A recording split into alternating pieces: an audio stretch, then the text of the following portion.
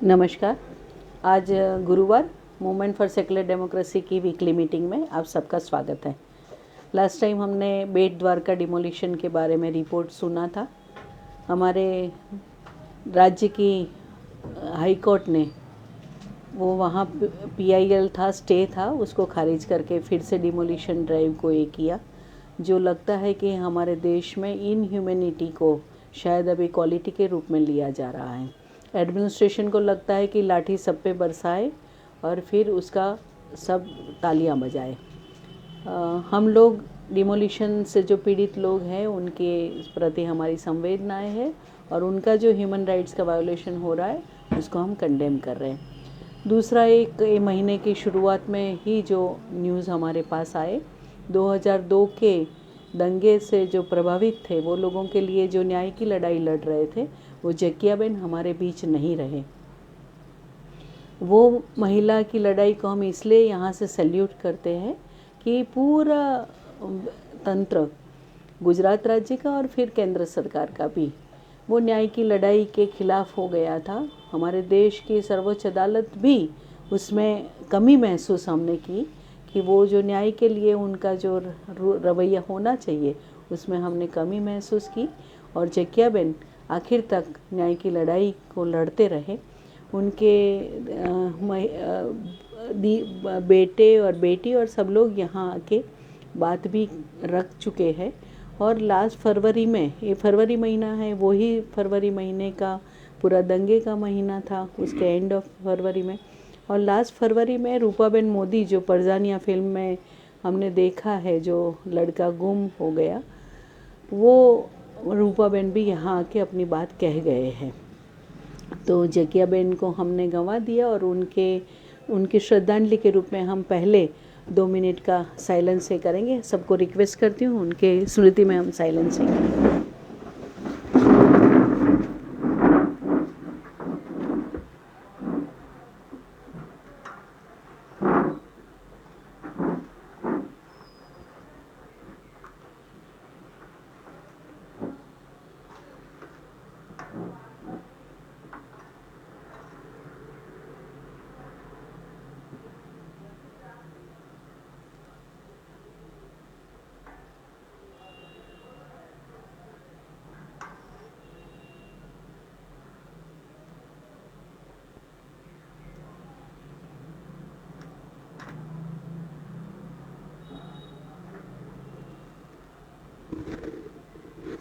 उनकी न्याय की लड़ाई को हम जारी रखेंगे।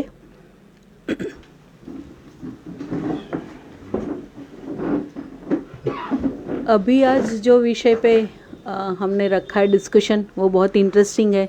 काफ़ी बातें आई, काफ़ी लोगों ने तालियां बजाई। ऐसा अद्भुत बजट कभी देखा नहीं, कभी सुना नहीं। बात सही है, कभी देखा नहीं, कभी सुना नहीं, ऐसा ही है। और काफ़ी लोग उसके बारे में, पब्लिक मीटिंग भी हुई, पब्लिक लेक्चर भी हुए, काफ़ी लोगों ने अप्रिशिएट किया और काफ़ी लोगों ने क्रिटिकली उसको देखा। कल ही पूरे देश के ट्रेड यूनियनों ने वो बजट और दूसरे लेबर कोड में जो बदलाव ला रही है गवर्नमेंट, उसके खिलाफ पूरे देश में डेमोन्स्ट्रेशन भी रखा था। ये जानकारी के लिए मैं बता रही हूँ। और आज जो बजट के बारे में हमारे साथ बात करेंगे वो हेमंत कुमार शाह। आप सब जानते हैं हेमंत भाई को, वो जाने माने प्रोफेसर है, अर्थशास्त्री है और हमारे साथ एक्टिविस्ट के रूप में भी काफ़ी जगह में देखते हैं आप उनको। तो आज के हमारे वक्ता है प्रोफेसर हेमंत कुमार शाह। वो यूनियन बजट 25 के बारे में बात करेंगे। मैं रिक्वेस्ट करती हूँ हेमंत भाई को अपनी बात रखने के लिए।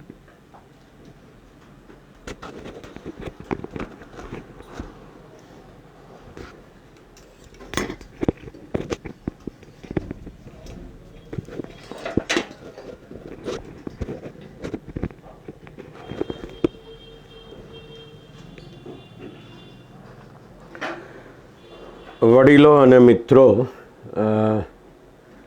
આપ સૌની સાથે આજે ફરીથી એકવાર વાત કરવાને માટે મને નિમંત્રણ એ બદલ મીનાક્ષીબેનનો, કનુભાઈનો, ભાઈ જયેશનો, રીમ, બધાનો ખૂબ ખૂબ આભારી છું। 2025-26નું આ બજેટ આવ્યું છે અને એના વિશે જે સૌથી વધારે ચર્ચા ચાલે છે તે 12 લાખ સુધીની આવકમાં મુક્તિ આપવામાં આવી છે એવી વાત ચાલે છે. અને એ જ જાણે કે સૌથી વધારે મહત્ત્વનો વિષય હોય બજેટમાં એવા પ્રકારની એક ચર્ચાનું સ્વરૂપ ઊભું થયેલું છે.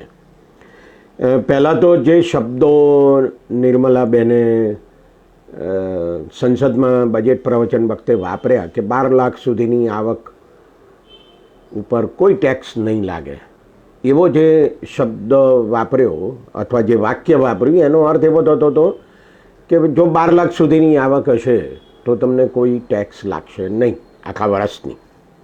પણ ખરેખર એવું નથી.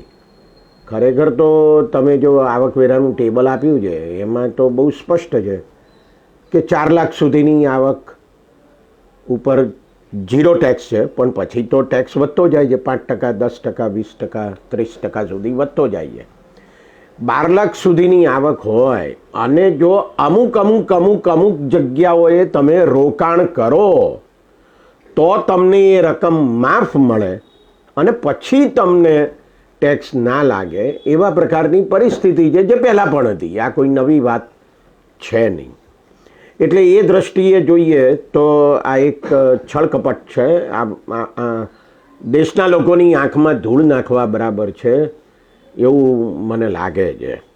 હું કરવેરાના સંદર્ભમાં વાત નહીં કરું એટલા માટે કે એને વિશેની ઘણી બધી ચર્ચાઓ છાપાઓમાં અને ટીવી પર આવે છે. એટલે આપણે તો ખરેખર એની વાત કરવી જોઈએ, એની ચર્ચા કરવી જોઈએ કે સરકાર જે કંઈ આવક ભેગી કરે છે એમાંથી ખર્ચ ક્યાં કરે છે, કેવી રીતે કરે છે, એ ખર્ચથી કોને ફાયદો થાય છે વગેરેની વાત આપણે વિશેષ પ્રમાણમાં કરવી જોઈએ. પણ તમે સૌ જાણો છો કે 12 લાખની મુક્તિની ચર્ચા બહુ થાય છે. આખા દેશમાં આવકવેરો ભરનારા કેટલા છે? આવકવેરાનું પત્રક ભરનારા 8.5 કરોડ છે 140 કરોડની વસ્તીમાં. અને આ જે 8.5 કરોડ લોકો છે એ બધા ટેક્સ ભરનારા છે એવું નથી. આવકવેરાનું એમાંથી ટેક્સ ભરનારા તો લગભગ 4.5 કરોડ છે, એનાથી પણ ઓછા છે. આ તો તમને એકદમ કન્ઝર્વેટિવ એસ્ટિમેટથી વાત કરું છું.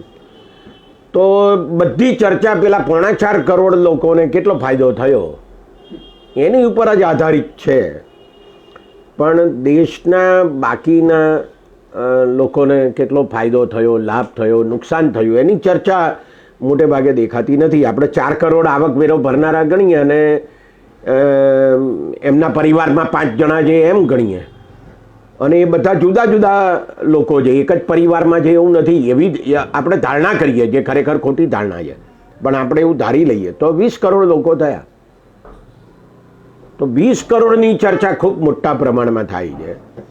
પણ બાકીના લોકો ઉપર શું અસર થવાની છે એને વિશેની કોઈ ચર્ચા આ બજેટમાં થતી નથી. એટલે મને એમ લાગે છે કે આપણે એ મુદ્દાઓ ઉપર વિશેષ ધ્યાન કેન્દ્રિત કરીએ. આપ સૌ જાણો છો કે કોરોના કાળ દરમિયાન નરેન્દ્ર મોદીએ એક રાષ્ટ્રજોગા પ્રવચનમાં એક વાત કહી હતી અને તે છે એ હતી કે આપણે આત્મનિર્ભર ભારત ઊભું કરવું છે. આ આત્મનિર્ભરનો અર્થ એવો થાય કે દેશમાં જે કંઈ વસ્તુઓ અને સેવાઓ બને છે એ બધી વસ્તુઓ અને સેવાઓની જ વપરાશ થાય અને બહારથી આપણે આયાત ના કરીએ અથવા તો આયાત ઘટતી જાય એવા પ્રકારની પરિસ્થિતિ ઊભી કરવી છે એવો એમનો ઈરાદો. તો આ ઈરાદો સારો છે, એમાં કોઈ શંકાને સ્થાન નથી. પણ આ આત્મનિર્ભરતા અને ગાંધીજીનું સ્વદેશી એ બે જુદી બાબતો છે. બરાબર. હવે સવાલ ઊભો એ થાય છે કે જો આત્મનિર્ભર થવું હોય તો આપણે આયાત ઘટાડવી પડે. તો શું આપણે આયાત ઘટાડી છે છેલ્લા 4 વર્ષના ગાળા દરમિયાન? કારણ કે આત્મનિર્ભરતાનું સૂત્ર આવ્યું કોરોનાના કાળ દરમિયાન. તો આપણે આયાત ઘટાડી છે ખરેખર એવું નથી. છેલ્લા 4 વર્ષના જો તમે વેપારના આંકડા જુઓ તો તમને ખ્યાલ આવે કે આયાત જ હંમેશા નિકાસ કરતાં વધારે છે. આ એક અગત્યનો મુદ્દો છે. હવે આ બજેટથી આયાત વધશે કે ઘટશે? આ એક અગત્યનો સવાલ છે. દેશમાં જે વસ્તુઓની આપણે આયાત કરીએ છીએ એના ઉપર સરકાર ટેક્સ નાખે છે. એને ઇમ્પોર્ટ ડ્યુટી તરીકે ઓળખવામાં આવે છે. આ આયાત જકાત એવરેજ એટલે અનેક વસ્તુઓ ઉપર આયાત જકાત નાખવામાં આવે છે. એમાંની એક વસ્તુને આપણે લઈએ છીએ એવું નથી, બધી જ વસ્તુઓ ઉપર. એટલે કોક ઉપર 2% નાખવામાં આવતી હોય અને કોક ઉપર 52% નાખવામાં આવતી હોય. તો એવરેજ કેટલી આયાત જકાત નાખવામાં આવે છે? તો એવરેજ નાખવામાં આવતી છે અત્યારે એ 11.65% છે. આવતે વર્ષે નિર્મલાબેને જે જાહેરાતો કરી કસ્ટમ ડ્યુટીમાં આયાત જકાતમાં રાહત આપવાની, એ પરિણામ શું આવશે એનું? તો એનું પરિણામ એ આવશે કે આપણી સરેરાશ આયાત જકાત એ 11.65%થી ઘટીને 10.66% થશે. એનો અર્થ એ થયો કે 1% જેટલી ઘટી. આ 1% ઘટી એનું પરિણામ શું આવે? એનું પરિણામ એ આવે કે આયાત સસ્તી થાય. એનું પરિણામ એ આવે કે આયાત વધે. આયાત વધે તો આપણે આત્મનિર્ભર થઈએ કેવી રીતે? એટલે આયાતથી વધે તો આત્મનિર્ભર થવાય નહીં. આ એક મહત્વનો મુદ્દો. બીજો એક અગત્યનો મુદ્દો ધ્યાનમાં લેવા જેવો છે, બહુ રસપ્રદ હકીકત છે. 1600 સીસીની બાઇક આવે છે, મોટર બાઇક 1600 સીસી અથવા એનાથી પણ વધારે સીસીની બાઇક. એના ઉપરની આયાત જકાત નિર્મલા સીતારામને ઘટાડીને 50%થી ઘટાડીને 40% કરી. એટલે માની લો કે 10 લાખની બાઇક આવે છે વિદેશમાંથી, તો સરકાર એના ઉપર 5 લાખનો ટેક્સ નાખતી હતી.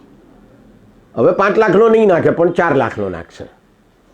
10 લાખની બાઇક વાપરે કોણ? કેટલા લોકો આ દેશમાં 1600 સીસીની બાઇક વાપરે છે? લાખોનો ભાવ છે. તમે BMWની આ 1600 સીસીની બાઇકનો ભાવ જુઓ તમે તો તમને ખબર પડે એ 2 કરોડ રૂપિયાની બાઇક છે. બાઇક 2 કરોડ રૂપિયાની છે. હવે એના ઉપર ટેક્સ ઘટાડવાની જરૂરિયાત ખરી? તમને ખ્યાલ હશે કે આવું થવાથી હકીકત એ છે કે 1600 સીસીથી વધારે જે સીસીવાળી બાઇક છે એનાથી બહુ મોટા ધનવાનોને જ ફાયદો થશે, કારણ કે એ બધી બાઇક ધનવાનોને પોસાય છે, સામાન્ય માણસોને એ પોસાય એવી નથી. એટલે ધનવાનોના પૈસા બચ્યા, બરાબર. એમને માટે જ આ આયાત જકાત ઘટાડવામાં આવી. હવે આને આત્મનિર્ભર ભારત કહેવાય કે કેમ, એવો એક સવાલ આપણે ઊભો કરવો પડે. તમને ખબર હશે કે અત્યારે જે અમેરિકાના પ્રેસિડેન્ટ થયા ડોનાલ્ડ ટ્રમ્પ, એ જ્યારે પહેલાં પ્રેસિડેન્ટ થયેલા ત્યારે એમણે એક મુદ્દો ઉછાળેલો, અને એ મુદ્દો હતો અમેરિકાની હાર્લી ડેવિડસન નામની કંપનીની બાઇકનો. અને એમણે એવું કહેલું કે ભારત આ હાર્લી ડેવિડસન મોટર બાઇક ઉપર બહુ જકાત નાખે છે, બહુ ટેક્સ નાખે છે, બરાબર. એટલે અત્યારે એ સત્તા ઉપર આવ્યા છે. અબકી બાર ટ્રમ્પ સરકાર એવું કહ્યું નહોતું પણ થઈ ગયું. કહ્યું હતું ત્યારે થયું નહોતું. હવે જ્યારે નથી કહ્યું થયું છે તો એમને ખુશ કરવા પડે. એટલા માટે હાર્લી ડેવિડસનની જે બાઇક છે એના ઉપરની જકાત એ 50%થી ઘટાડીને 40% કરવામાં આવી છે. એક વાત યાદ રાખવી જોઈએ આપણે કે ભારતનો જે ઇતિહાસ છે 15 ઓગસ્ટ 1947 પછીનો, એમાં માત્ર 2 જ વર્ષ એવા ગયા છે કે જ્યારે આપણી આયાત એ નિકાસ કરતાં ઓછી હોય. કયા 2 વર્ષ? 1972-73 અને 1976-77. આ ગાળો એટલે ઇન્દિરા ગાંધીનો શાસનગાળો. એમના તો બીજા 17 વર્ષ ગયા, પણ એમાં માત્ર 2 જ વર્ષ એવા હતા કે જ્યારે નિકાસ વધારે હતી. નિકાસ બહુ થોડી વધારે હતી આયાત કરતાં. એ સિવાય એક પણ વર્ષ એવું ગયું નથી કે જ્યારે આપણી નિકાસની કમાણી આયાતના ખર્ચ કરતાં વધારે હોય. છેલ્લા આંકડા શું કહે છે? છેલ્લા આંકડા આવું કહે છે કે એપ્રિલથી નવેમ્બર 2024 એનો જે હિસાબ છેલ્લો થયો છે એ હિસાબ આવો છે કે આપણી આયાત એ આપણી નિકાસ કરતાં $217 અબજ એટલે 21,700 કરોડ ગુણ્યા જો આપણે 85-87 રૂપિયા મૂકીએ તો એટલા કરોડ રૂપિયાની આયાત આપણી નિકાસ કરતાં વધારે છે. આ છેલ્લો આંકડો છે. એટલે હવે આપણી આયાત વધવાની, કારણ કે આપણે આયાત સસ્તી કરી, એટલે આ આંકડો પણ વધશે, એમાં કોઈ શંકાને સ્થાન નથી. હવે જો આયાત વધે તો આપણે આત્મનિર્ભર કેવી રીતે થઈએ એ મને સમજાતું નથી. એક બહુ જોરદાર જાહેરાત આ બજેટમાં કરવામાં આવી નિર્મલા સીતારામન દ્વારા, અને એ જાહેરાત શું છે? એમણે એવું કહ્યું કે ઇન્સ્યોરન્સમાં આપણે 100% વિદેશી મૂડીરોકાણને મંજૂરી આપીશું. બરાબર? ઇન્સ્યોરન્સ સેક્ટર એટલે સર્વિસ સેક્ટર, સેવા ક્ષેત્ર. સેવા ક્ષેત્રમાં ઉદારીકરણની શરૂઆત 1991થી જ થઈ હતી. એ કોઈ નવી વાત છે એવું નથી. પણ નરસિંહ રાવની સરકારે, એ પછી આવેલી દેવેગૌડાની સરકારે, કે એ પછી ઇન્દરકુમાર ગુજરાલની સરકારે ઇન્સ્યોરન્સ સેક્ટરમાં વિદેશી કંપનીઓને આવવા માટે મંજૂરી આપી નહોતી. અટલ બિહારી વાજપેયીની સરકાર આવી એટલે એમણે વિદેશી કંપનીઓને 26% મૂડીરોકાણ કરવાની મંજૂરી આપી 2000ની સાલમાં. એ પછી 26% એમના એમ હતા. નરેન્દ્ર મોદીની સરકાર આવી એટલે એમણે તરત જ 2014માં 49%, 2021માં 74% અને હવે 100% વિદેશી મૂડીરોકાણની મંજૂરી આપી. આનો અર્થ શું થાય? ભારતમાં અત્યારે 58 જેટલી ઇન્સ્યોરન્સ કંપનીઓ છે. એમાં સરકારની 5-6 કંપનીઓ ખરી. એક LIC સૌથી મોટી લાઈફ ઇન્સ્યોરન્સની કંપની, અને બાકી જનરલ ઇન્સ્યોરન્સની પણ બીજી બધી કંપનીઓ છે. બરાબર? અને ખાનગી કંપનીઓ છે. ખાનગી કંપનીઓમાં વિદેશી કંપનીઓ પણ છે, પણ એમનું મૂડીરોકાણ 74% સુધી જ છે.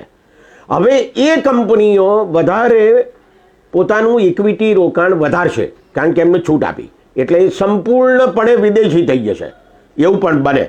અને બીજું કે જેમને સંપૂર્ણ વિદેશી રોકાણ રાખવું જ છે એવી નવી કંપનીઓ પણ ભારતમાં આવી શકે છે. મને તો એ નથી સમજાતું. હું ખરેખર કહું છું, અર્થશાસ્ત્રનો વિદ્યાર્થી છું, વીમા ક્ષેત્રનો નિષ્ણાત નથી. મને પ્રીમિયમમાં કંઈ સમજણ પડતી નથી, ને મારી જિંદગીનો કે મારા બીજા કોઈ પણ ચીજનો વીમો નથી. જેમાં ફરજિયાત છે કાર અને સ્કૂટરનો વીમો છે, બાકી કોઈ વીમો મેં લીધોય નથી. કારણ કે ખબર નહીં કેમ પણ ગાંધીજીએ એવું કીધેલું, જેને ઈશ્વર ઉપર શ્રદ્ધા હોય ને એ વીમો ના ઉતરાવે. હવે હું તો ઈશ્વરમાં માનતો નથી, પણ મને ગાંધીજીની શ્રદ્ધા છે એમ સમજો, એટલા માટે પણ મેં વીમો ઉતરાયો નથી. મને નથી સમજાતું ખરેખર કે આ દેશમાં વિદેશી વીમા કંપનીઓની જરૂર શું છે? આટલી બધી આપણી સરકારી કંપનીઓ છે, જનરલ ઇન્સ્યોરન્સમાં અને લાઈફ ઇન્સ્યોરન્સમાં. આટલી બધી આપણી પોતાની સ્વદેશી વીમા કંપનીઓ છે. બરાબર? તો પછી શા માટે આપણે વિદેશી કંપનીઓને નિમંત્રણ આપવું જોઈએ? એ મને સમજાતું નથી. અને તમને એક આંકડો આપું કે આ આંકડો તો લગભગ 2005 પહેલાંનો છે, કે 2005 પહેલાંના 20 વર્ષમાં એટલા અમેરિકામાં 100 જેટલી વીમા કંપનીઓ ખોટ કરતી હતી ને બંધ થઈ ગઈ. હવે આપણું પ્રીમિયમ લઈને વિદેશી કંપની બંધ થઈ જાય તો એની ખાતરી શું? નહીં થાય એની ખાતરી શું? એ મને સમજાતું નથી. ભાગી જાય એની ખાતરી શું? તો આ એક અગત્યનો મુદ્દો છે. આનાથી આપણે આત્મનિર્ભર થઈએ એ વાતમાં કોઈ માલ નથી. RSSમાં એક સ્વદેશી જાગરણ મંચ નામની એક સંસ્થા છે. આ સંસ્થા RSSના એક મોટા વિચારક હતા. એ બહુ શ્રુત વિદ્વાન હતા, દત્તોપંત ઠેંગડી. એમણે આ સ્વદેશી જાગરણ મંચની શરૂઆત જ્યારે મનમોહનસિંહ નાણાપ્રધાન હતા, નરસિંહ રાવ વડાપ્રધાન હતા, ત્યારે એમણે જે ઉદારીકરણ, ખાનગીકરણ અને વૈશ્વિકીકરણની શરૂઆત કરી 1991માં 24મી જુલાઈએ નવી ઔદ્યોગિક નીતિ આપીને, ત્યારે એનો વિરોધ કરવાને માટે અને સ્વદેશીની અહલેખ જગાવવાને માટે આ સ્વદેશી જાગરણ મંચની સ્થાપના થયેલી. બરાબર? આ સ્વદેશી જાગરણ મંચ એ વખતે જ્યારે મનમોહનસિંહ નાણાપ્રધાન હતા ત્યારે, અને પછી મનમોહનસિંહ વડાપ્રધાન હતા ત્યારે સ્વદેશીની બહુ વાત કરતો હતો, બહુ કુદમકુદ કરતો હતો. છેલ્લા 10 વર્ષથી આ સ્વદેશી જાગરણ મંચ ચૂપ છે લગભગ. મને સમજાતું નથી કે એમને સ્વદેશીની ચિંતા છે કે સરકારની ચિંતા છે. આ સવાલ મારા અને તમારા માટે એટલા માટે ઉપયોગી છે કે જો આપણે આ બજેટનું મૂલ્યાંકન કરવું હોય તો જે સામાજિક આર્થિક રાજકીય વ્યવસ્થાઓ ઊભી થઈ છે એનું પણ આપણે મૂલ્યાંકન કરવું જોઈએ, અને કઈ સંસ્થાઓ ક્યારે શાનો વિરોધ કરે છે, શાની તરફેણ કરે છે એની પણ આપણે વાત સમજવી જોઈએ. આપણને એમ કહેવામાં આવે છે અને આપણા બંધારણમાં લખેલું છે, આપણે પહેલી જ લાઈનમાં, ભારત કેવો દેશ તો કે સમાજવાદી દેશ. સમાજવાદ આજકાલ બહુ ગાળવાળો વિષય થઈ ગયો છે. કોઈને એમ કહો કે તું સમાજવાદી છું તો ગાળ લાગે. એક જમાનો હતો કે જ્યારે એવું કહેવાતું હતું તું મૂડીવાદી છું તો ગાળ લાગે. આજે મૂડીવાદી હોવ તો તમે ગૌરવનો વિષય છે, પણ સમાજવાદી કહો તો ગાળ લાગે છે. બરાબર. હવે ખરેખર ભારત સમાજવાદી છે, હતું, છે? આંકડાઓ જોઈએ આપણે જરા. આ બજેટ કેટલા કરોડ રૂપિયાનું છે? આ બજેટ છે તે 50,65,000 કરોડ રૂપિયાનું છે. અર્થશાસ્ત્રમાં એવું કહેવામાં આવે છે કે સરકારનું જે બજેટ હોય ને એને સરકારની સાઇઝ કહેવાય, સરકારનું કદ કહેવાય. બરાબર. તો આ સરકારનું કદ, સાઇઝ ઓફ ધ ગવર્મેન્ટ, એ શું થયું? કેટલું થયું? ભારતની જે જીડીપી છે, મારી તમારી 140 કરોડ લોકોની આવક, એ કેટલી છે? આવતા વર્ષે કેટલી થવાની છે? અંદાજ એવો છે 330 લાખ કરોડ રૂપિયાની થશે. અત્યારે લગભગ 310, 12, 15 લાખ કરોડ રૂપિયાની છે. 330 લાખ કરોડ રૂપિયાની થશે. એનો અર્થ એવો થયો કે જીડીપીના માત્ર 15.38% એ સરકારનું ખર્ચ થયું. 15.38%. સરકારનું કદ બહુ નાનું કહેવાય, આ કંઈ બહુ મોટું કદ ના કહેવાય. તમે અમેરિકા, યુરોપના દેશો, કેનેડા, ઓસ્ટ્રેલિયા, જાપાન, દક્ષિણ કોરિયા, આ બધા દેશોના બજેટ જુઓ, તમે એમની જીડીપીના સંદર્ભમાં જુઓ તો એ 26%, 28%થી શરૂ કરીને 55% સુધી છે એમના બજેટ, એમની જીડીપીના. તો જેમને આપણે મૂડીવાદી કહીએ છીએ ને એ ખરેખર વધારે સમાજવાદી છે. અને આપણે જેનો દાવો કરીએ છીએ કે આપણે તો સમાજવાદી હતા, ખરેખર સમાજવાદી હતા જ નહીં. એ નહેરુનો જમાનો હોય કે ઇન્દિરાનો જમાનો હોય કે રાજીવનો જમાનો હોય, આપણે મૂડીવાદી હતા, આપણે મૂડીવાદી છીએ અને વધારે મૂડીવાદી થઈ રહ્યા છીએ. કેવી રીતે? 48,30,000 કરોડ રૂપિયાનું બજેટ હતું ચાલુ વર્ષનું.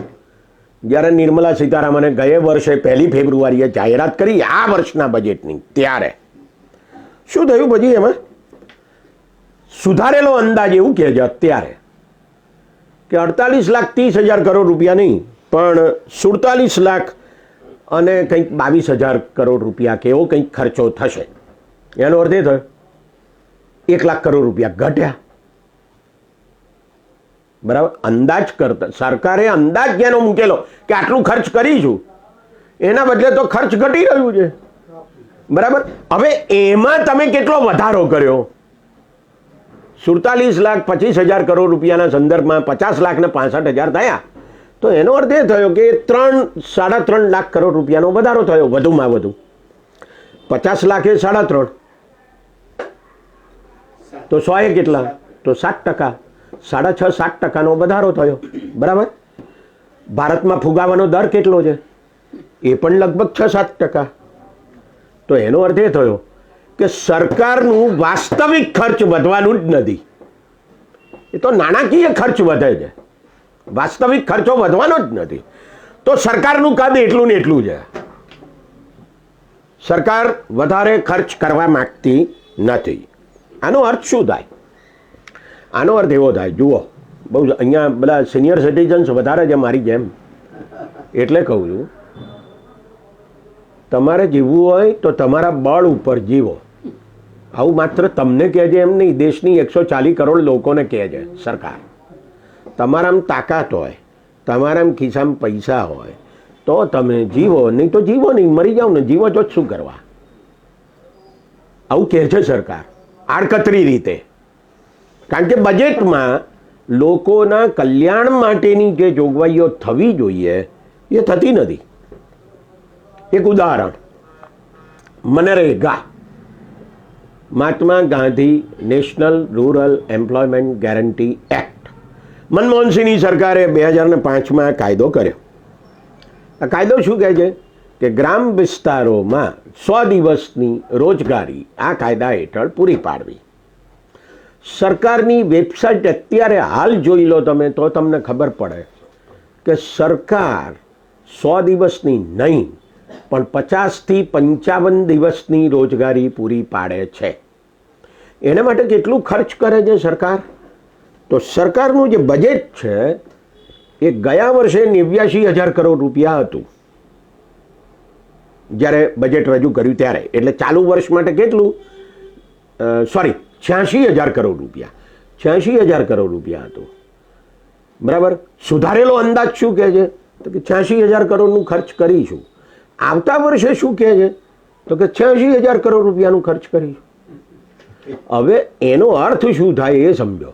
એનો અર્થ એ થાય, પહેલો તો કે જો તમારે કાયદા મુજબ 100 દિવસની રોજગારી પૂરી પાડવી હોય તો ખર્ચ ડબલ થવું જોઈએ. કારણ કે કાયદા મુજબ 100 દિવસની રોજગારી છે, હકીકતમાં 50-55 દિવસ છે આટલા ખર્ચમાં. હવે જો તમારે વધારે ખર્ચ કરો તો જ તમે વધારે દિવસની રોજગારી પૂરી પાડી શકો, નહીં તો પૂરી ના પાડી શકો. આ એક વાત. બીજો અર્થ એનો શું થાય? બીજો અર્થ એનો એ થાય તમે બેકાર રહેવાના, આ રહેવાના, તો શું કરવાનું તમે જાણો. એમાં સરકાર શું કરે? એનો અર્થ એ થયો કે તમારી જિંદગીને બજાર ઉપર છોડી દેવામાં આવે છે. જો બજાર છે ને એ બહુ નિર્દય બજાર છે, ઘાતકી બજાર છે. તમારા ખિસ્સામાં પૈસા ના હોય, અમે અર્થશાસ્ત્રમાં એવું કહીએ કે ખરીદ શક્તિ ના હોય, તો તમને બજાર તમારો ભાવ પૂછે નહીં, તમે મરી જાઓ. હું અહીંયા ભીખ માગતો ઊભો હોઉં ને તમારી પાસે કશુંક માગું, તમે મને કશું આપો નહીં તો હું ભૂખ્યો સૂઈ જાઉં. બીજા દાડા ઉઠું, ફરી ભીખ માગું, બજારમાં કામ શોધું, કામ મળતું નથી, બેકાર છું, ફરી ભીખ માગું, તમે મને કંઈ પૈસા ના આપો તો હું ફરી પાછો ભીખો સૂઈ જાઉં. એમને એમ 25, 50, 60, 70 દાડા ચાલે તો હું મરી જાઉં. પણ તમે મને 10-20 રૂપિયા આપો અને હું બાજુમાં કેટલીવાળાને ત્યાં જઈને કહું કે ભાઈ મને લે આ મારા 20 રૂપિયા, તું મને ચા બિસ્કીટ આપ, તો હું ચા બિસ્કીટ લઉં ને જીવું. બરાબર.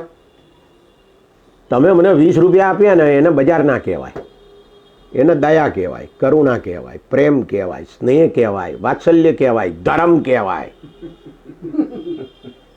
બરાબર. પણ હું 20 રૂપિયા પેલા ચાની કેટલીવાળાને આપું ને એને વિનિમય કહેવાય. આ બેમાં ફેર છે. બરાબર. એનો અર્થ શું થયો? એનો અર્થ એ થયો કે સરકાર જો તમારા માટે કશું કરવાની ના હોય તો તમે જાતે વિનિમય કરો. ખિસ્સામાં પૈસા ના હોય તો વિનિમય નહીં થાય. વિનિમય નહીં થાય તો શું? તો તમે જેવા છો એવા ને એવા રહેશો. આ દેશના 110 કરોડ લોકોની ચિંતા આ બજેટમાં કરવામાં આવી નથી. આ એક હકીકત છે. બરાબર. જરા થોડા બીજા આંકડા જોઈએ. સરકાર કહે છે કે અમે 80 કરોડ લોકોને મફત અનાજ આપીએ છીએ. બરાબર. 5 કિલો મફત અનાજ. હવે જુઓ તમે યાદ રાખો, 5 કિલો આપે છે. મારા ને તમારા ઘરમાં આપણે 5 કિલો લોટ ખાઈએ છીએ એક મહિનામાં. સરકાર 5 જ કિલો આપે છે. એનો અર્થ એ થયો કે બાકીના ઘઉં તો તમે ક્યાં જાઓ છો? બજારમાં લેવા જાઓ છો. બજારમાં ભાવ 40 રૂપિયા છે, 35 રૂપિયા છે. બહુ હાવ હળી જેવાલા ઘઉં હોય તોય 25 રૂપિયા છે. બરાબર. હવે જુઓ આને શું કહેવાય? સરકાર ખેડૂતોને 25 રૂપિયા 28 રૂપિયા આપે છે, તમને મફત આપે છે, અથવા તો 2 રૂપિયા કિલો ઘઉં આપે છે. એટલે એ જે 25-26 રૂપિયાનો ગાળો રહ્યો એને સબસિડી કહેવાય. એને અંગ્રેજીમાં ફૂડ સબસિડી કહે છે, ગુજરાતીમાં અન્ન સહાય. આ અન્ન સહાયમાં આ બજેટમાં 1 રૂપિયાનો પણ વધારો થયો નથી. સસ્તું અનાજ જેટલાને મળે છે એટલાને મળશે. એનો અર્થ શું થયો? એનો અર્થ એ થયો કે સરકાર એવું ધારે છે કે નવા ગરીબો 1 એપ્રિલ પછી પેદા થવાના નથી. જે બધા થશે એ બધા ધનવાન જ થશે એવું એણે ધારી લીધું છે. હવે જો એવું ના ધાર્યું હોય તો એને શું કરવું પડે? એને અન્ન સબસિડીમાં વધારો કરવો પડે. કેટલી છે અન્ન સબસિડી? 2,03,000 કરોડ રૂપિયા. બરાબર. ચાલુ વર્ષના બજેટમાં જે અંદાજે લો એ 2,03,000 કરોડ રૂપિયા અંદાજે લો. બરાબર. ચાલુ વર્ષના બજેટમાં એ 2,000 કરોડ રૂપિયા ઓછો થઈ ગયો. સુધારેલા અંદાજમાં એ લગભગ 6,000 કરોડ રૂપિયા ઓછા થઈ ગયા. તો એનો અર્થ એ થયો કે ગરીબોએ બજારમાંથી અનાજ લેવાનું, પોતાનું આરોગ્ય સાચવવાનું અને વિશ્વગુરુ થવા માટે દેશની જે આવક છે જીડીપી એમાં પોતાના પસીનાથી ફાળો આપવાનો. કારણ કે વિશ્વગુરુ તમારી પાસેથી બલિદાન માગે છે એટલે એ તમારે આપવું જોઈએ એમ સરકાર કહે છે. બીજો એક અગત્યનો મુદ્દો છે તે ગ્રામ વિકાસ અંગેનો છે. આપણને એમ કહેવામાં આવે છે કે ગામડાઓનો બહુ વિકાસ થઈ ગયો છે. એ તો તમે અમદાવાદથી 20 કિલોમીટર દૂરના કોઈક ગામમાં જાઓ એટલે તરત જ ખબર પડી જાય કે કેવો ગામ વિકાસ થયો છે. ગ્રામ વિકાસ માટે ચાલુ વર્ષના બજેટમાં 2.66 લાખ કરોડ રૂપિયાનો અંદાજ હતો. 2,66,000 કરોડ રૂપિયા. હવે સરકાર શું કહે છે? સરકાર એમ કહે છે કે ના ના આટલો બધો નથી થયો, ગામડાઓનો વિકાસ બહુ થઈ ગયો છે એટલે અમે 1,91,000 કરોડ રૂપિયા જ ખર્ચીશું. લગભગ એનો અર્થ એ થયો કે 75,000 કરોડ રૂપિયા ગ્રામ વિકાસમાં ઘટ્યા આ વર્ષે. હવે મેં તમને પહેલાં જ કહ્યું કે જે બજેટમાં 1 લાખ કરોડનો ઘટાડો થયો ને એમાં 75,000 કરોડનો ઘટાડો ક્યાં થયો? માત્ર ગ્રામ વિકાસમાં થયો. સરકારને શહેરોનો વિકાસ કરવો છે, ગામડાનો વિકાસ કરવો નથી. 2011માં વસ્તી ગણતરી થઈ હતી એ એવું કહે છે કે દેશમાં 27% વસ્તી ગ્રામીણ વસ્તી છે. અત્યારે શહેરીકરણ વધ્યું હોય તો 3-4% વધ્યા હોય. બરાબર. એનાથી વધારે ના થાય. તો બાકીની વસ્તી રહે છે ક્યાં? 70%, 68% વસ્તી તો ગામડામાં રહે છે. એમનો વિકાસ કરવા માટે તમારી પાસે પૈસા નથી. બરાબર.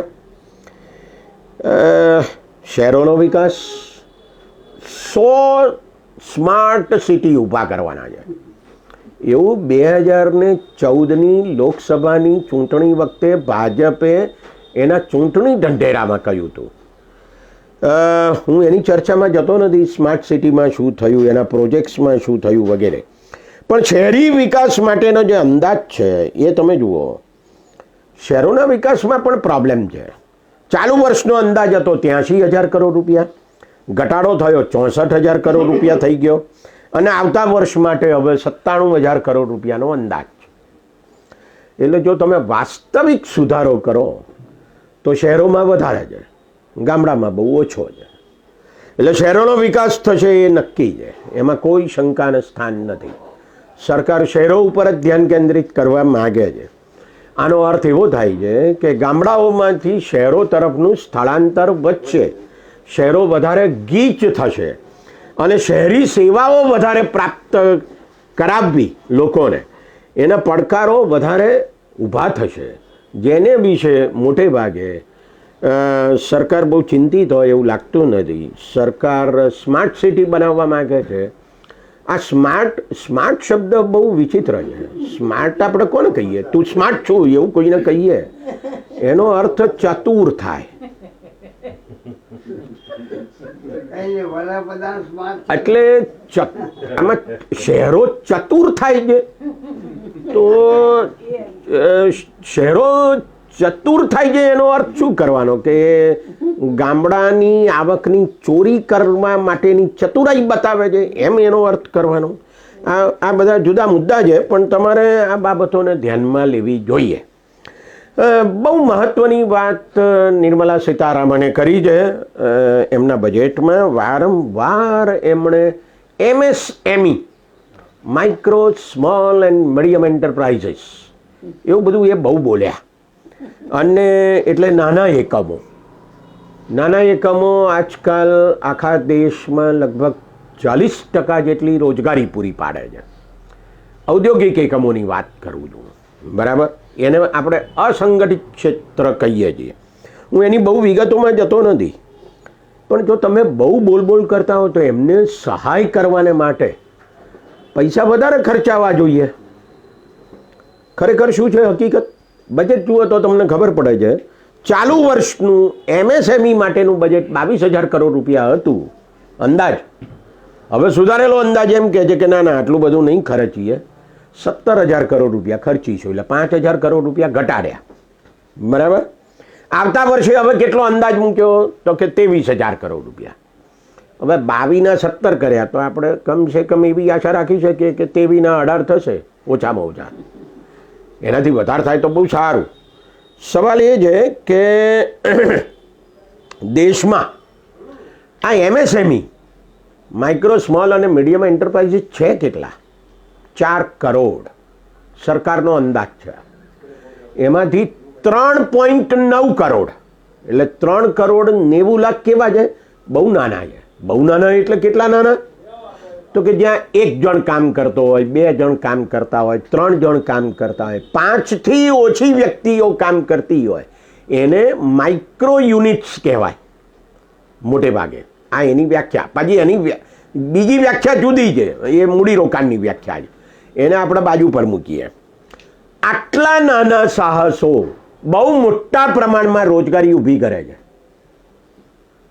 25,000 રૂપિયા, 40-50,000 રૂપિયાની લારીમાં જે ભાઈ કે બહેન શાક વેચે છે, ફ્રૂટ વેચે છે, એનું મૂડીરોકાણ તો 40-50,000 રૂપિયાનું થયું એ લારીનું, પણ એને રોજગારી મળે છે રોજના 200, 300, 400, 500 રૂપિયાની. હવે એ જો રસ્તા ઉપર ફૂટપાથ ઉપર પૂરી ઊભી રહે લારી તો પાછા તમે દબાણ કહેશો. 25 લાખની ગાડી ઊભી રહે તો દબાણ નહીં કહો. અને મને ખબર છે કે પાણીપુરીના ખોમચાવાળા અને ભાજીપાવની લારીવાળા પાસે 25 લાખની કારવાળા ઊભા તો રહે છે અને ખાય છે ખરા. તો એનો અર્થ એવો થયો કે તમારે MSME ઉપર વધારે ધ્યાન આપવું જોઈએ, પણ એના ઉપર વિશેષ ધ્યાન આપવામાં આવતું નથી. સબસિડી કોને વધારે આપવામાં આવે છે એના આંકડાઓ તમને ખબર છે, છાપાઓમાં આવ્યા છે. રિઝર્વ બેન્કે લગભગ 16 લાખ કરોડ રૂપિયા છેલ્લા 10 વર્ષમાં માફ કરી દીધા. કોને માફ કર્યા? જેમણે 10,000 રૂપિયાની, 25,000 રૂપિયાની, 50,000 રૂપિયાની લોન લીધી એના માફ કર્યા કયા? એને માફ નથી કર્યા. અને કેટલાક તો 1 કરોડ રૂપિયા લઈ લોન લઈને ભાગી ગયા છે. ટ્રમ્પે આવા કેટલાકને મોકલ્યા હોત તો સારું થતા છે, પણ એમને મોકલ્યા નથી. બીજો એક મુદ્દો છે તે સામાજિક કલ્યાણનો છે, સોશિયલ વેલફેર. એના માટે કેટલું ખર્ચ? હવે હું કલ્યાણની વાત એટલા માટે કરું છું અને એ સૌથી વધારે મહત્ત્વની વાત છે. હું આજે આણંદની એક કોલેજમાં હતો અને ત્યાં વ્યાખ્યાન હતું મારું, એટલે મેં છોકરીઓને કીધું, લગભગ 150 જેટલા હતા. મેં એમને પૂછ્યું કલ્યાણ એટલે શું? એમને બહુ જાજી ખબર જ નથી પડતી કલ્યાણ એટલે શું. પછી મેં એમને કીધું કલ્યાણ એટલે સુખ, કલ્યાણ એટલે મજા, કલ્યાણ એટલે આનંદ. એટલે એમને થોડી ખબર પડી. પછી મેં એમને કીધું કે કલ્યાણ ક્યારે વધે?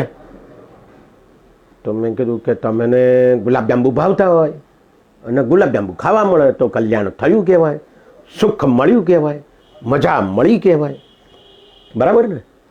તમારે સારા ઘરમાં રહેવું છે, જેમ બીજા રહે છે એમ. તમને સારું ઘર મળે તો તમારું સુખ મળ્યું કહેવાય, તમને મજા મળી કહેવાય. પણ તમારી પાસે પૈસા નથી, બરાબર, તો તમને સારું ઘર મળે કેવી રીતે? આ દેશમાં 2011ની વસ્તી ગણતરી મુજબ 32% વસ્તી એટલે લગભગ 45 કરોડ લોકો એક જ રૂમમાં રહે છે.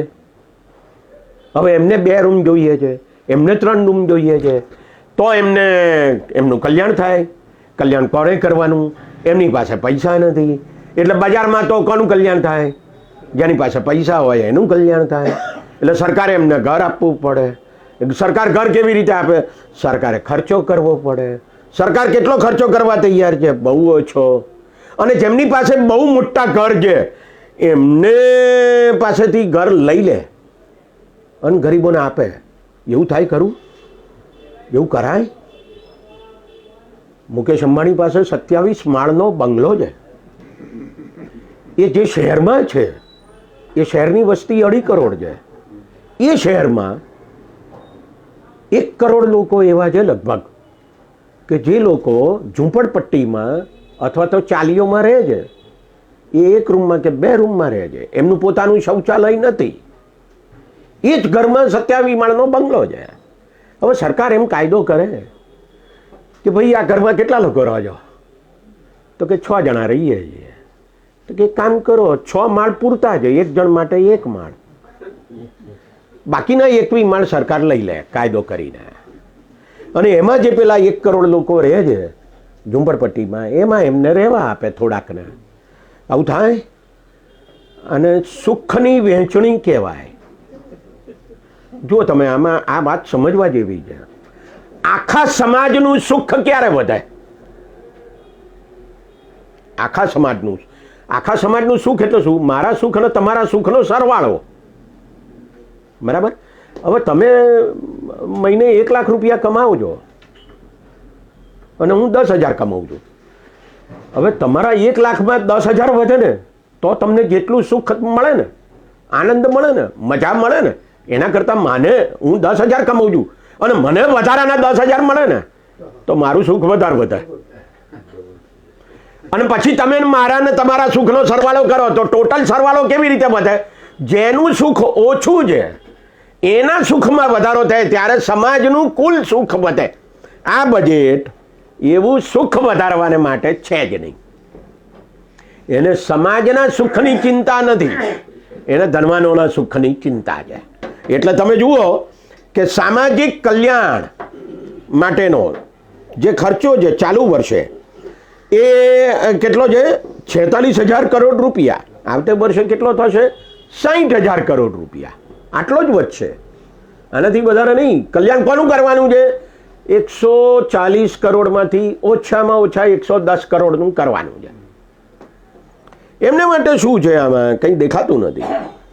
બહુ ઇન્ટરેસ્ટિંગ વસ્તુ. ફરી એકવાર આપણે જરા જ્યાં સૌથી વધારે ગરીબો છે એ ખેત મજૂરો છે, એ ખેતીમાં છે.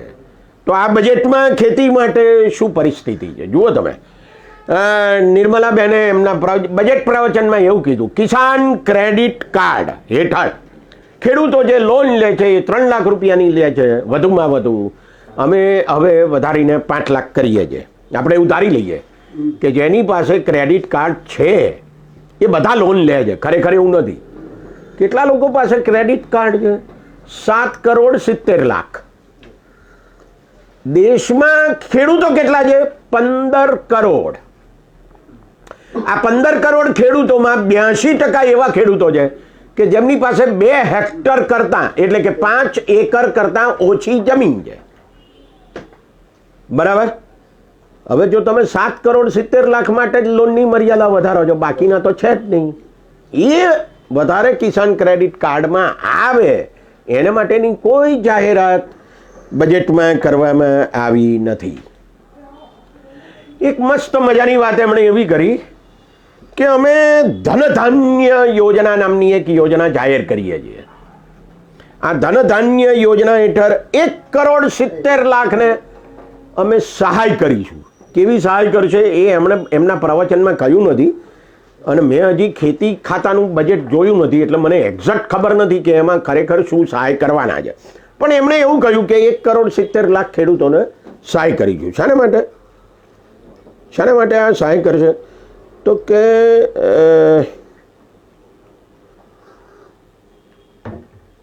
મોટે ભાગે એ સહાય એ કઠોળ પેદા કરવા માટે છે. હવે તમે જુઓ કે આપણે ઘઉં અને ચોખા, બાજરી અને મકાઈ, ટુ સમ એક્સટેન્ટ જુવાર, આ બધામાં આપણે સ્વાવલંબી થયા છીએ. કઠોળની બાબતમાં સ્વાવલંબી થયા નથી. એમ કહે છે કે આ ધનધાન્ય યોજના હેઠળ આપણે કઠોળની બાબતમાં સ્વાવલંબી થવા માટેની આ યોજના છે. અને પછી એમણે એવું કહ્યું કે આવતા 6 વર્ષના ગાળામાં આપણે કઠોળની બાબતમાં સ્વાવલંબી બનીશું. મને બરાબર યાદ આવે છે નરેન્દ્ર મોદી વડાપ્રધાન થયા મે 2014માં. એ પછી જે બજેટ આવ્યું હતું, અરુણ જેટલીએ બજેટ આપેલું, એ બજેટનું ભાષણ જોઈ લો, એ બજેટની વિગતો જોઈ લો તો તમને ખબર પડશે કે એમાં પણ કઠોળની બાબતમાં સ્વાવલંબી થવું એવું કહેલું. એ વાતના 11 વર્ષ થયા. હવે એવું કહે છે કે બીજા 6 વર્ષ થશે. એટલે કઠોળની બાબતમાં આપણે બહુ શું કહેવાય પરાવલંબી છીએ, આ એક હકીકત છે. આપણે મોઝામ્બિકનું ને આપણે ઝિમ્બાબ્વેના ચણા ને પછી તુવેર ને આવું બધું ખાઈએ છીએ, આ એક હકીકત છે. બીજો અગત્યનો મુદ્દો એ મને લાગે છે કે શિક્ષણ વિશે મારે કરવો જોઈએ. નવી શિક્ષણ નીતિ 2020 જુલાઈ, એમાં એવું લખેલું છે કે જીડીપીના 6% જેટલું ખર્ચ એ શિક્ષણને માટે કરવામાં આવશે. એ પછી આ 5મું બજેટ છે. એક પણ બજેટમાં 6% જેટલું ખર્ચ થયું નથી. શિક્ષણ નીતિમાં એવું કહેવામાં આવ્યું છે કે 4% ખર્ચ તો રાજ્ય સરકારો કરે છે. એનો અર્થ એવો થાય કે 2% કેન્દ્ર સરકારે કરવાના થાય. જીડીપી કેટલી છે? 3,30,000 કરોડ રૂપિયા, અરે 330 લાખ કરોડ રૂપિયા આવતા વર્ષની. એના જો 2% ગણવા હોય, બરાબર, તો તમારે 6,06,000 કરોડ રૂપિયાનું મૂડીરોકાણ અથવા વ્યવસ્થાઓ શિક્ષણ માટે કરવા પડે. કેટલો ખર્ચ અંદાજો છે? 2,12,000 કરોડ રૂપિયા. એ જીડીપીના કેટલા થાય? 0.6%. બરાબર. આનો અર્થ શું છે? આનો અર્થ એ છે ખાનગી શાળાઓ વધવાની છે, ખાનગી કોલેજો વધવાની છે, ખાનગી યુનિવર્સિટીઓ વધવાની છે. ગુજરાતમાં 44 લાખ બાળકો 2 વર્ષ પહેલાંના ભારત સરકારના આંકડા મુજબ ખાનગી શાળાઓમાં ભણે છે. 44 લાખ. બરાબર. એટલે જ આપણે વાઇબ્રન્ટ છીએ. તો હવે વધારે બાળકો શાળાઓમાં, ખાનગી શાળાઓમાં ભણશે, ખાનગી કોલેજોમાં ભણશે, ખાનગી યુનિવર્સિટીઓમાં ભણશે, કારણ કે સરકાર ખર્ચ કરવા તૈયાર નથી. તમારે ભણવું હોય તો ભણો, ના ભણવું હોય તો ના ભણો, મજૂરી કરો ને. તમે શું કરવા જાઓ છો ભાઈ ભણવા? તમને કોણે કહ્યું? તમને બોલાયા કે આવો તમે? તો તમારે ભણવાની જરૂર જ નથી. તમારા દેશ માટે ભણવાની જરૂર નથી. દેશનો વિશ્વગુરુ બનવાનું છે. એટલે જેની પાસે પૈસા હશે એ ભણશે, કારણ કે બુદ્ધિ એમનામાં જ છે, તમારામાં છે જ નહીં. એટલે તમારે બુદ્ધિનો વિકાસ કરવાની જરૂર નથી, એવું સરકાર કહે છે. આવું જ આરોગ્ય માટે છે. 2017માં નરેન્દ્ર મોદીએ પોતે, એમની સરકારે રાષ્ટ્રીય આરોગ્ય નીતિ જાહેર કરેલી. એમાં એમણે શું કહ્યું છે? એમણે 2 વાત કહી છે. એમાં એમ કહ્યું છે કે જીડીપીના 2 થી 2.5% જેટલું ખર્ચ, 2 થી 2.5% જેટલું ખર્ચ સરકારે કરવાનું. આ એક વાત. પછી શું કહ્યું છે? તો કે બજેટના 8% જેટલું ખર્ચ એ આરોગ્ય માટે કરવાનું. બજેટ કેટલાનું છે? બજેટ કેટલાનું છે? 50,65,000 કરોડ રૂપિયા. 8% એટલે 4 લાખ કરોડ રૂપિયા કરતાં વધારે થાય. બરાબર. બજેટમાં કેટલું ખર્ચ લખેલું છે આરોગ્ય માટે? 89,000 કરોડ રૂપિયા. બરાબર. એનો અર્થ શું થયો? જીડીપીના કેટલા ટકા થયા? 0.3%. એટલે આરોગ્ય માટે વધારે ખર્ચ થવાનું જ નથી. એટલે પ્રાથમિક આરોગ્ય કેન્દ્ર, સામુદાયિક આરોગ્ય કેન્દ્રો, રેફરલ હોસ્પિટલો, સિવિલ હોસ્પિટલો, સરકારના બધા દવાખાના, આ બધાની પરિસ્થિતિ સુધરશે એવું માનવાની કોઈ જરૂર જ નથી. બરાબર. એનો અર્થ એ થયો કે સારવાર મોંઘી થશે. તમારી પાસે પૈસા ના હોય તો બીમાર નહીં પડવાનું, એવું સરકાર કહે છે. બીમાર નહીં પડવાનું. જો તમે બીમાર પડ્યા તો પૈસા ખર્ચવા પડે તમારે. અને નહીં તો શું કરવાનું? તમારે ઇન્સ્યોરન્સ લેવાનો ને, હેલ્થ ઇન્સ્યોરન્સ. પછી હેલ્થ ઇન્સ્યોરન્સવાળા તમને કેટલા કાપીને પૈસા આપે એ તમે જાણો ને, હેલ્થ ઇન્સ્યોરન્સ કંપની જાણે. સરકાર વચ્ચે નહીં આવે. બરાબર.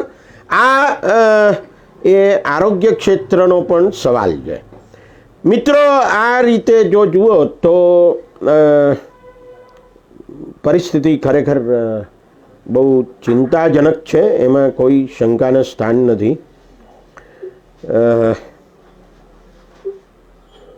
30 કરોડ લોકોને વધુમાં વધુ દર મહિને રોકડ રકમનો ફાયદો થાય એવી ઇન્કમ ટેક્સમાં જોગવાઈ કરી. હું જેટલો ટેક્સ ભરું છું સરકાર, મારો ટેક્સ ઘટવાનો. પણ હું તો આ દેશનો ધનવાન છું ભાઈ, હું તો ધનવાન છું, ખરેખર કહું છું હું ધનવાન છું, કારણ કે હું તો પેલા 4 કરોડ ટેક્સ ભરનારાઓમાં આવું છું.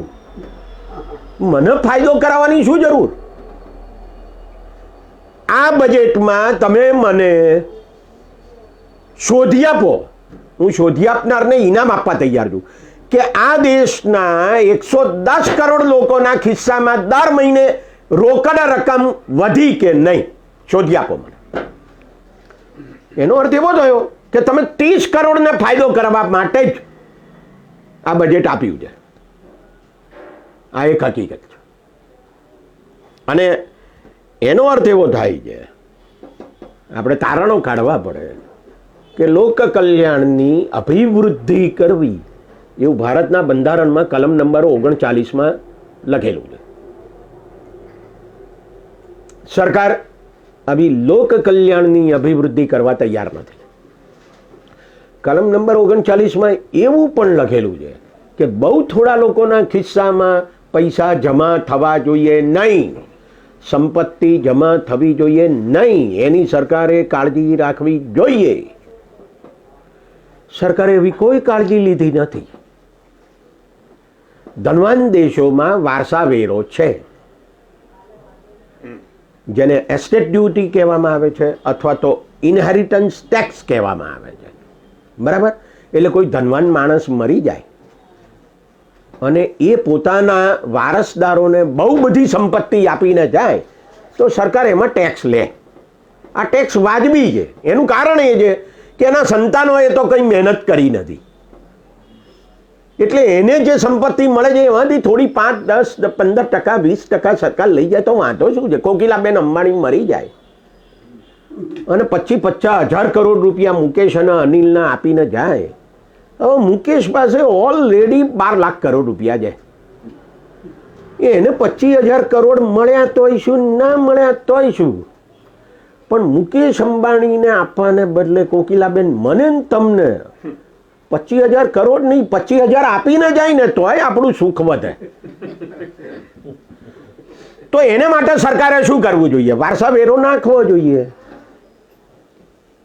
જે સરકાર નાખતી નથી. આ દેશમાં પહેલા એસ્ટેટ ડ્યુટી હતી, બહુ નમૂના રૂપ હતી, બહુ જ ઓછી હતી, એની આવક બહુ ઓછી થતી હતી, સરકારે કાઢી નાખી. પછી વેલ્થ ટેક્સ હતો, સંપત્તિ વેરો હતો. નરેન્દ્ર મોદીની સરકાર આવી, અરુણ જેટલીએ ભાષણમાં એમ કહ્યું કે સંપત્તિ વેરો કાઢી નાખીએ છીએ, અને પછી એની દલીલ કરી કે કેમ કાઢી નાખીએ છીએ, તો એના 2 કારણ આપ્યા. હું 2014ના બજેટ પ્રવચનની વાત કરું છું. એમણે 2 કારણ આપ્યા. એક કારણ એવું આપ્યું કે 1,000 કરોડ રૂપિયાની આવક થાય છે સરકારને સંપત્તિ વેરામાં, એટલે કાઢી નાખીએ, બહુ આવક બહુ ઓછી છે. બીજું કારણ શું આપ્યું? તો કે બધો કાનૂની કેસ બહુ થઈ જાય છે. સરકાર મારા ઉપર માની લો કે મારી સંપત્તિ ઉપર ટેક્સ નાખે, એમ કે તારી પાસે 25 કરોડની સંપત્તિ છે ને હું એમ કહું કે ના 22 કરોડની છે, તમે 25 કરોડ ઉપર કેમ ટેક્સ નાખ્યો? હું તો 22 કરોડ ઉપર ભરવા તૈયાર છું, એટલે હું કોર્ટમાં જઉં. એટલે સરકાર અને મારી વચ્ચે કેસ બહુ ચાલ્યા કરે લાંબા. એટલે એમણે એવી દલીલ કરી કે કોર્ટ કેસ બહુ થાય છે, માટે આપણે આ કાઢી નાખીએ. આ તે કોઈ દલીલ છે? એમ તો ખૂનના કેસ બહુ થાય છે. તો ભારતીય ન્યાય સંહિતામાંથી આપણે ખૂન એ ગુનો છે એવું કાઢી નાખીએ, બહુ કેસ થાય છે. તો મારો કહેવાનો મુદ્દો એ છે કે સરકાર કોના માટે છે? ભારતનું બંધારણ એમ કહે છે કે સરકાર એ લોકો માટે છે, અને એ લોકો માટે છે કે જે લોકો બજારમાં પોતે પોતાનું કલ્યાણ કરી શકતા નથી. આ બહુ સ્પષ્ટ છે, ભારતના બંધારણમાં લખવામાં આવેલું છે. મને એવું લાગે છે કે આ જે સરકાર છે એ સરકાર આ બંધારણનો ભાગ નંબર 4 અને બંધારણનું આમુખ એમાં જે કંઈ લખેલું છે એ બધું ભૂલી ગઈ છે. બરાબર? આપણે બધાએ નાગરિકોએ એમને યાદ દેવડાવવાની જરૂર છે એમ મને લાગે છે. આપ સૌએ મને સાંભળ્યો એ બદલ ખૂબ ખૂબ આભાર. નમસ્કાર.